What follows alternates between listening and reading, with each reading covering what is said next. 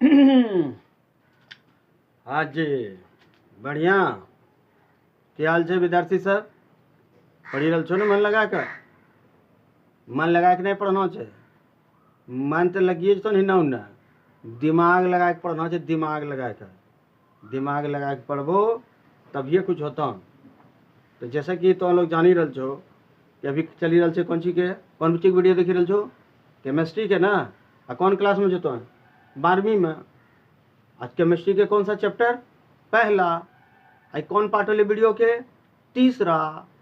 की पढ़ी रल चलिए? ठोस अवस्था। ठोस अवस्था ओकरो देखो की रंग होय छे व्यवस्था। तो जहाँ तक तो लोग देखले रहो ओकरा से आगू बढ़ेबे। ठीक बात। आय खुना हम की पढ़बे? चलो शुरू करे छिए। देखे छिए की पढ़ना छे। कि ठोस के प्रकार देखी ले चलो ना, क्रिस्टलीय, अक्रिस्टलीय है। अब ओकरे में हमरा आगे बढ़ना है। तो आज का वीडियो कौन? केमिस्ट्री क्लास 12 चैप्टर 1 ठोस अवस्था, वीडियो नंबर 3 यानी पार्ट नंबर 3। तो चलिए स्टार्ट करते हैं। ठीक है।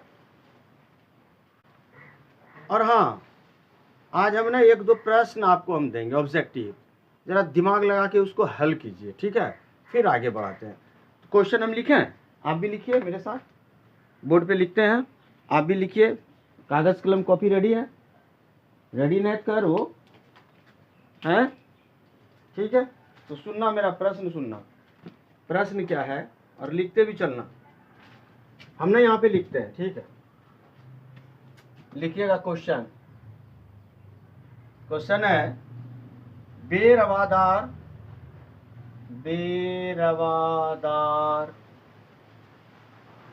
ठोस। अभी मस्त हवा चल रहा है, आवाज भी आ रहा होगा पेड़ का। बेरवादार ठोस का उदाहरण है। हम ऑप्शन देंगे, उसके हिसाब से बताइएगा। ऑप्शन ए है हीरा, बी है ग्रेफाइट, सी है नमक और डी है रबर। बताओ भाई, बेरवादार ठोस का उदाहरण चारों में से कौन है? कमेंट करो, कमेंट करो। बिल्कुल ठीक, रबर। दूसरा क्वेश्चन करें, इसको पहला मान लो। 2-3 प्रश्न करते हैं फिर आगे बढ़ेंगे। ठीक, ऑब्जेक्टिव टाइप का। इसी तरह से सेम प्रश्न है, सेम। लिखने का तरीका देखो कैसे लिखा गया है। लिखा है निम्न लिखित में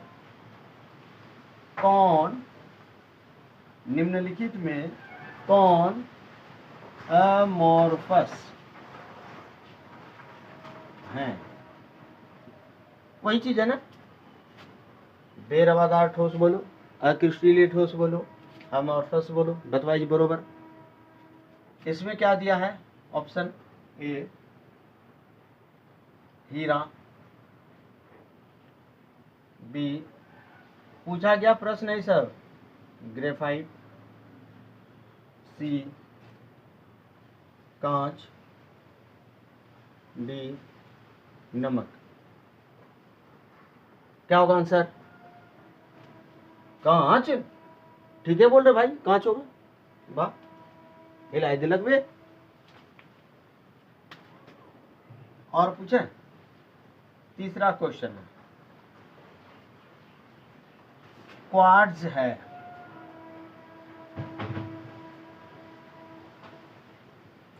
ऑप्शन सुनना।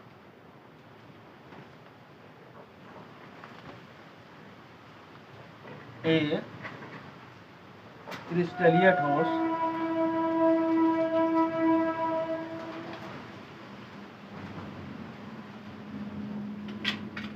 बी अक्रिस्टलीय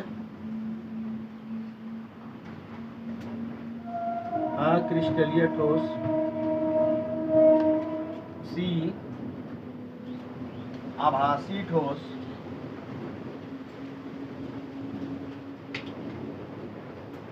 और डी अति शीतित द्रव। बताओ इसमें कौन सा है क्वार्ट्ज? हाँ, क्रिस्टलीय ठोस होता है। सब एग्जांपल में हम लिखा चुके हैं। कॉपी पेज पलटो, देखो है ना लिखा हुआ है। और देखते हैं प्रश्न कैसा पूछा जाता है, ध्यान से देखना। अमॉर्फस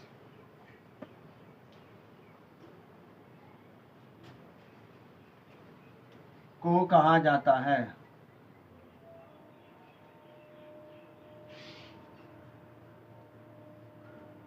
क्या क्या बोलते हैं अमॉर्फस को? ए आभासी ठोस, बी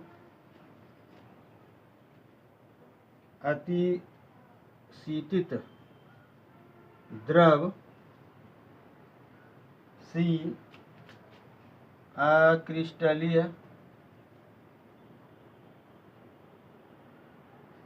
ठोस, या डी सभी। बताओ जल्दी से इसका आंसर, फास्ट बताना तो जल्दी। क्या होगा पता चला?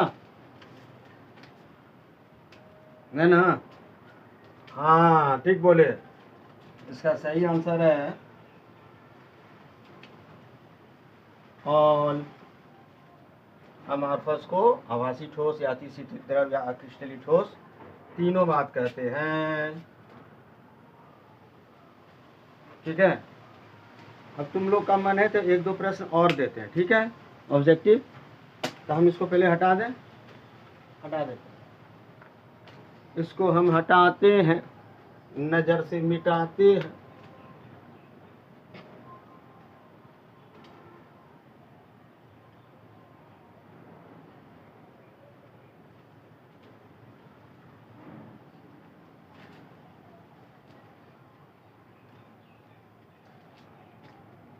इसको भी हटा देते हैं।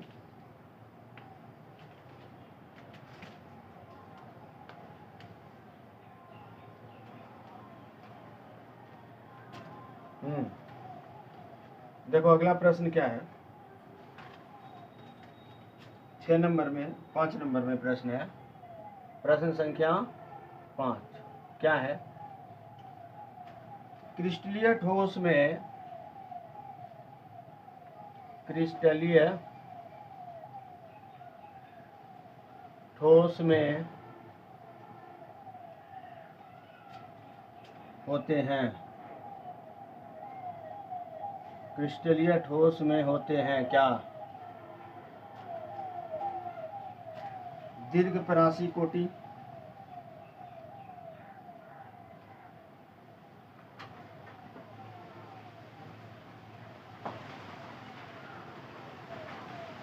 बी लघु परास कोटि,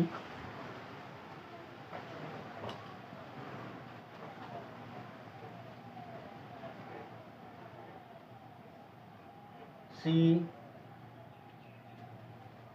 अनिश्चित व्यवस्था,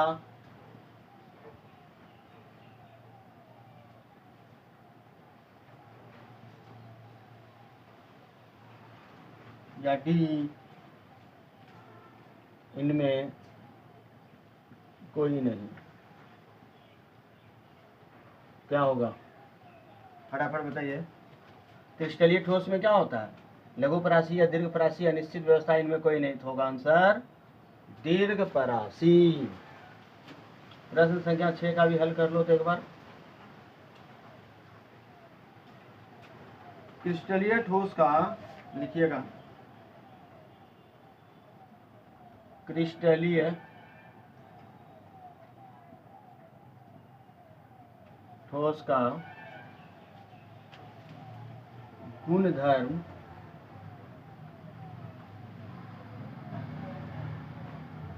नहीं है। क्रिस्टलीय ठोस का गुणधर्म नहीं है कौन? ऑप्शन सुनिए। ए विषम जैसिकता,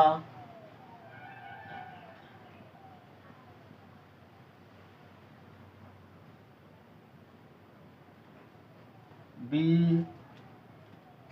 तीक्ष्ण गलनांक, या लिखेंगे इसको उच्च गलनांक। सी सतत शीतलन वक्र, या डी इनमें कोई नहीं। बताओ भाई क्या होगा? क्रिस्टलीय ठोस का गुणधर्म इसमें से कौन सा नहीं है? विषमदेशिकता, उच्च गलनांक, या सतत शीतलन वक्र, या न? तो क्रिस्टलीय ठोस में आपको पता है ना शीतलन वक्र कैसा बनता है, जल्दी बताओ। ये और सतत होता है अक्रिस्टलीय में ऐसा। तो ये होता है क्रिस्टलीय और ये होता है अक्रिस्टलीय। तो भैया सतत शीतलन वक्र क्रिस्टल में का गुणधर्म नहीं होता। ठीक बात। तो चलो ये तो कुछ ऑब्जेक्टिव क्वेश्चन था जो आप लोगों ने बहुत अच्छे तरीके से जवाब दिया, बेहतरीन, बहुत बढ़िया। एक प्रश्न है ना, जो अभी हम लोग करेंगे। प्रश्न क्या है, नोट कीजिएगा जरा। हम इसको मिटा देते हैं और नजर से हटा देते हैं। क्षण क्षण बदले, हाँ जी बदल गया। आइए प्रश्न लिखिए। तो प्रश्न क्या है, लिखिएगा प्रश्न, बहुत अच्छा प्रश्न है। कांच को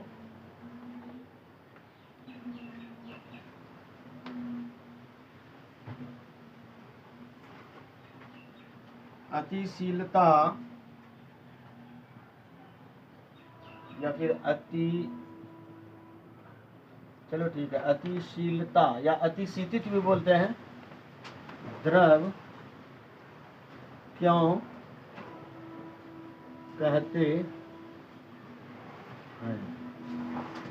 कांच को अतिशीतित द्रव क्यों कहते हैं?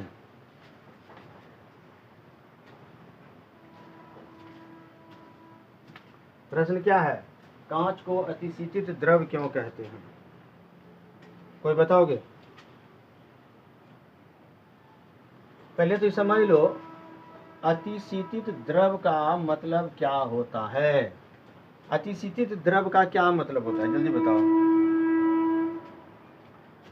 अगर हम इसकी परिभाषा लिखें, नोट कर लो, लिख लो। अतिशीतित द्रव क्या? कोई ठोस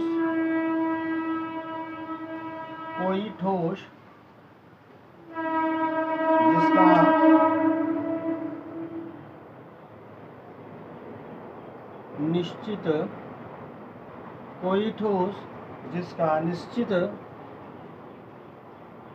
गलनांक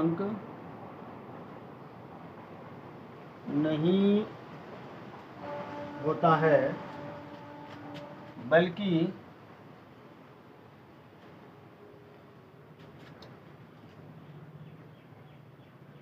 कोई ठोस जिसका निश्चित गलनांक नहीं होता है, बल्कि ताप की बड़ी परास रेंज में धीरे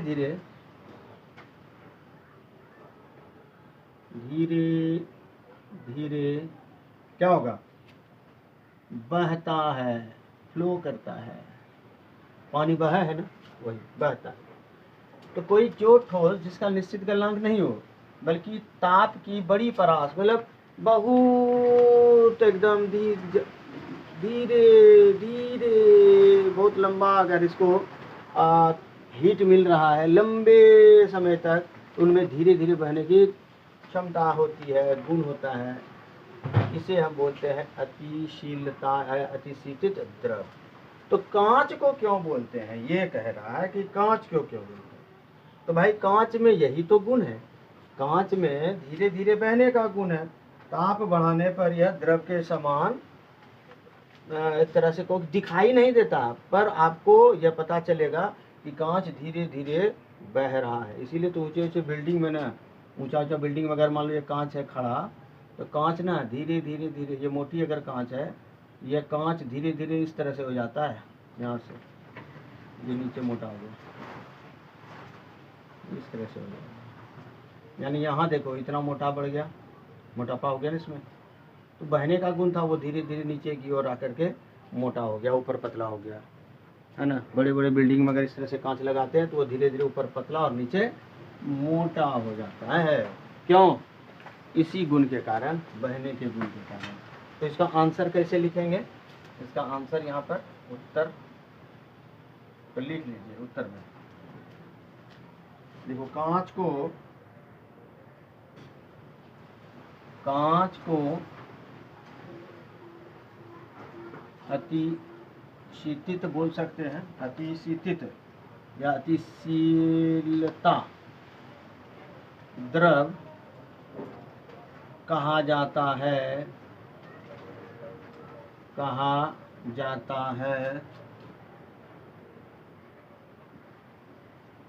क्योंकि यह ताप बढ़ाने पर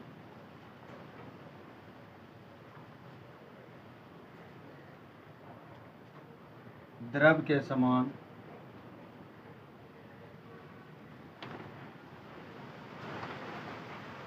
बहने का गुण प्राप्त कर लेता है ना। और ताप क्या? कांच को देखते हो, गर्म करने के बाद वह पिघलने लगता है, बहने लगता है। तो कांच को अतिशीलता या अतिशीतित द्रव कहते हैं। ठीक बात हो गया यहाँ तक?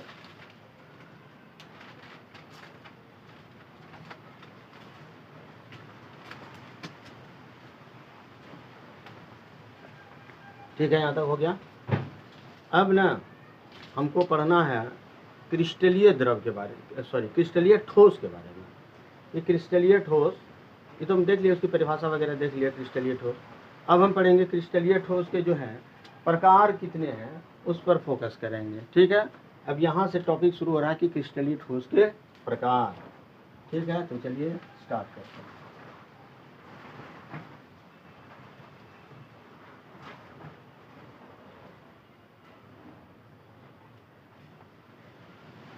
हेडिंग क्या लगाएंगे? क्रिस्टलीय ठोस के प्रकार।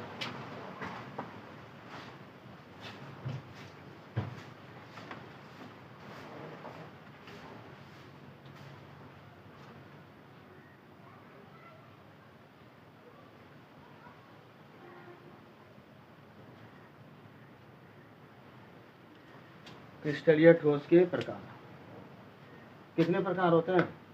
नोट कीजिए, मेरे साथ साथ लिखते चलिए। क्रिस्टलीय ठोस के, या लिखेंगे क्रिस्टलीय ठोस में, क्रिस्टलीय ठोस में उपस्थित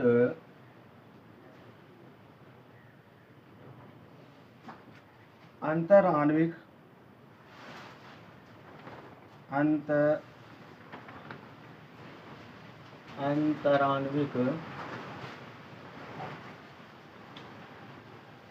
आकर्षण बल, अंतराण्विक आकर्षण बल या बलों एवं अवयवी कणों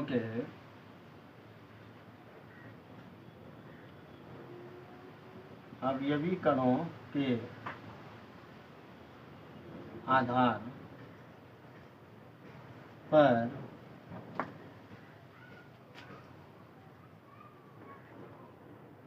इसके क्रिस्टलीय ठोस के 4 प्रकार होते हैं। क्या बोला गया? कि क्रिस्टलीय ठोस में उपस्थित कौन, ध्यान देना है, अंतर आणविक आकर्षण बल फर्स्ट, एवं आणविक, यहाँ गलती लिखा गया है, एवं अवयवी, सॉरी ठीक है तो था अवयवी, अवयवी, अवयवी कणों के आधार पर, किसके आधार पर? अवयवी कणों के आधार पर इसके 4 प्रकार होते हैं। एक, मान लो कोई ठोस है, उसके बीच में ये कण है, इसके बीच लगने वाला बल अंतराण्विक आकर्षण बल। दूसरा कि ये जो कण है, ये जो कण है ये किसके हैं? किसी ठोस के हैं। तो ठोस जिस कणों से बने होते हैं उस कण को कहते हैं अवयवी कण। तो अवयवी कण के आधार पर और अंतराण्विक आकर्षण बल के आधार पर ये होते हैं कितने प्रकार के? अक्रिस्टलीय ठोस 4 प्रकार के होते हैं। तो 4 प्रकार कौन कौन होते हैं बताइए, नाम लिख लें पहले, फटाफट से नोट कर लीजिए 4 प्रकार कौन कौन होते हैं। पहला, आयनिक ठोस, आयनिक ठोस, इसे इंग्लिश में क्या बोलते हैं? Ionic solid, IONIC solid, SOLID। दूसरा नोट कीजिए, आणविक ठोस, आणविक ठोस, इसको इंग्लिश में बोलेंगे मोलिक्यूलर, MOLECULAR सॉलिड। तीसरा, सह संयोजक ठोस, इसे हम बोलते हैं नेटवर्क सॉलिड, नेटवर्क सॉलिड, या हम इसका दूसरा नाम भी बोलते हैं COVALENT, कोवैलेंट सॉलिड।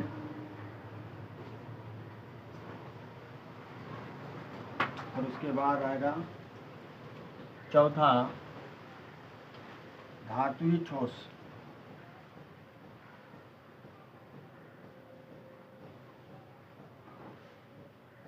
जिसे बोला जाता है मेटालिक सॉलिड। तो कितने तरह के हो गए? 4। कौन? क्रिस्टलीय ठोस के प्रकार कितने तरह के हो गए? क्रिस्टलीय ठोस हो गए 4 प्रकार के। किसके आधार पर? क्रिस्टलीय ठोस में उपस्थित किसके आधार पर? अंतर आणविक आकर्षण बल, फर्स्ट अंतर आणविक आकर्षण बल, और दूसरा उसके अवयवी कण। इन दोनों के आधार पर जब हम वर्गीकृत करते हैं किसको? क्रिस्टलीय ठोस को, इसको हम वर्गीकरण भी बोलेंगे। तो इसके होते हैं कितने प्रकार भाई साहब? 4। कौन कौन? आयनिक ठोस, आयनिक सॉलिड, आणविक ठोस, मॉलिक्यूलर सॉलिड, सहसंयोजक ठोस, नेटवर्क सॉलिड या कोवैलेंट सॉलिड, और चौथा धात्विक ठोस, जिसे हम कहते हैं मेटालिक ठोस। इस चारों प्रकार को आराम आराम से एक एक करके पढ़ना है। कोई दिक्कत यहाँ तक? बोलो, कोई दिक्कत? अगर दिक्कत नहीं है तो यहीं पर लिखो गजबे। हाँ, सब्सक्राइब करो, लाइक करो, ठीक है, शेयर भी करो। तो हम बढ़े आगे। चलिए स्टार्ट करेंगे कहाँ से? आयनिक ठोस, ठीक है।